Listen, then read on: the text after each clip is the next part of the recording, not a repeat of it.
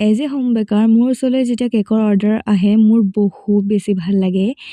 লাগিলে এটাই নহওক কিয়, মোৰ প্ৰতিটো কেকেই মই খুব অতি মৰমেৰে বনাবলৈ চেষ্টা কৰোঁ। মোৰ ভাল লাগে ভাবিয়েই যে কাৰোবাৰ বিশেষ দিনটো মোৰ কেকৰ পৰাই যে আৰু বেছি বিশেষ হৈ যায়, মোৰ কেকটোৰ পৰাই যে তেওঁলোকৰ বিশেষ দিনটো আৰম্ভণি হয়, সেই কথাটো ভাবিলেই মোৰ বহুত বেছি মনটো ভাল লাগি যায়। আৰু মই বেছি চেষ্টা কৰোঁ ধুনীয়া ধুনীয়া ডিজাইনবিলাক দিবৰ কাৰণে। আৰু যিসকল ৰাইজে মোৰ পৰা কেকৰ অৰ্ডাৰসমূহ দিছে, মোক কেকৰ অৰ্ডাৰ দিছে আৰু মোৰ পৰা কেক লৈ গৈছে, তেওঁলোকে পিছে টেষ্টটো কিন্তু কেতিয়াও বেয়া হৈছে বুলি কোৱা নাই। সদায় টেষ্টত মানে ভাল হৈছে বুলিয়ে কয়। আৰু তেতিয়া মোৰ বহুত বেছি ভাল লাগে। আৰু এয়া পিছে মুনু আহি গ'ল, মুনুক মই বাতি কেক দিছোঁ, কাপ কেক নহয় বাতি কেক।